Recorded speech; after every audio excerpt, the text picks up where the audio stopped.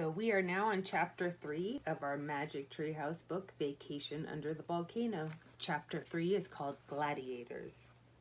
Jack and Annie hid behind a fruit stall. They waited for a moment, then peered around the corner. "I don't see her," said Jack. "Who was she?" asked Annie. "I don't know, but she looked nuts to me," said Jack. "What's the book say about her?" said Annie. "She won't be in there," said Jack. "Just look," said Annie. Jack sighed and pulled out the book again. To his surprise, he found a picture of the old woman. He read aloud, "In Roman times, there were people who could see into the future and warn others about what they saw. These people were called soothsayers." "See, she wasn't nuts," said Annie. "She was giving us a warning, just like my nightmare." "Don't pay attention to that stuff," said Jack. "Soothsayers are from olden times. People from our time don't believe in them." "Well, I do," said Annie. "I'm sure something bad is about to happen." Jack sighed. "Come on, we have to keep going. We have to find the lost library. Then we'll leave at once." "We'd better," said Annie. They left the fruit stand and kept walking through the forum. Soon they came to a large building. Crowds were streaming in and out of it. "Is that a library?" said Annie. "Let's look," said Jack. He looked in the Roman book. He found a picture of the building and read aloud, "Most people in Pompeii did not have a bathtub at home, so they went daily to the public baths. Not only did people wash at the baths, but they also swam, played sports, and visited with their friends." "That kind of sounds like going to the pool," said Annie. "But it's not a library, so let's keep walking."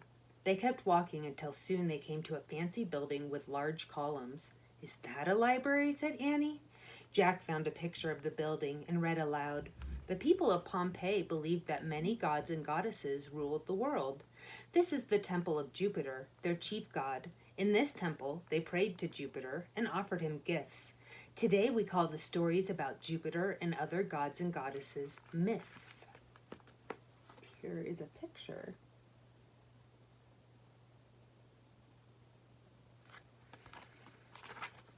"My teacher read myths to us," said Jack. "I remember stories about Hercules and Apollo."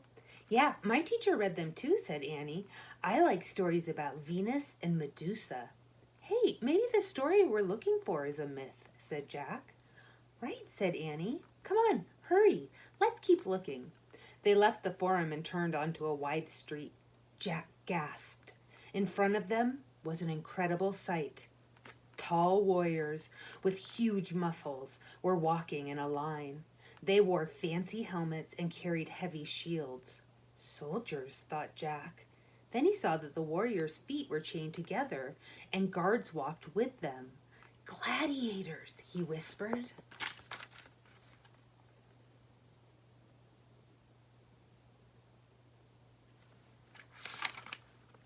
Chapter 4. Scary Things. Jack pulled out his book and found a picture of the strong men. He read aloud, "Gladiators were slaves or criminals who fought in the amphitheater. They were forced to fight each other. The people of Pompeii thought a gladiator fight was a lot of fun." "That's not fun," said Annie. "No wonder I think it's weird here." "No kidding," said Jack. "That's not like our time at all." Jack and Annie watched as the guards led the gladiators away. They went toward a building that looked like an outdoor stadium. "That must be the amphitheater," said Jack. "Let's go check it out." "Oh, all right, but it's not a library," said Annie. He and Annie started up the street toward the amphitheater. A large crowd had gathered near the entrance. Men and women cheered as the gladiators marched inside. Jack and Annie started to follow them, but a guard held up a spear. "No children allowed," he said. "Run along and play now." "Yes, run along! Run for your lives!" came a raspy, hissing voice. Jack and Annie turned around. It was the soothsayer again. She was waving her bony finger at them. "Oh no, it's her again," said Jack. "Let's get away from here." He started to take off. "Wait," said Annie. "I want to talk to her." "Are you crazy?" said Jack. But before he could stop her, Annie ran up to the soothsayer. Jack watched from a distance as the woman talked to Annie. "Jack, come here, quick," said Annie. "Oh, brother," said Jack. He sighed and went over to Annie and the soothsayer. "Tell him," said Annie. The woman fixed her gaze on Jack. "All the streams of Pompeii have dried up," she said. "Remember the stream near the olive grove?" said Annie. "So," said Jack, "maybe they just need rain." "No," said Annie, "there's more scary things. Tell him." "All the birds have flown away," the soothsayer said. Jack just stared at her. "She said that all the rats left too," said Annie, "and the cows are making strange noises." "But why?" said Jack. "The sea is boiling hot and the ground shakes and speaks." "See, I told you," Annie said to Jack. "But why are those things happening?" Jack asked the soothsayer. "Because the end is near," she whispered. "We have to leave now," said Annie. "But what about the library?" said Jack. "What library?" the soothsayer asked. "Show her the story title, Jack," said Annie. Jack took the piece of paper from his bag. He showed the Latin writing to the soothsayer. "A book with this title is in a library in this town," he said. "So?" said the old woman. "So we have to save it," said Annie.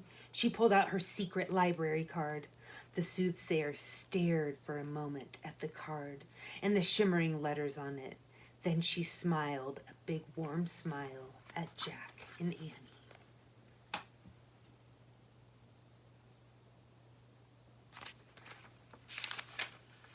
"Yes, I understand now," said the soothsayer. "The only library I know is in the house of Brutus." She pointed to a large villa at the end of the street. "Look there, quickly." "Will Brutus mind?" said Jack. "Brutus and his household are all in Rome," the soothsayer said. "That is merely their vacation villa."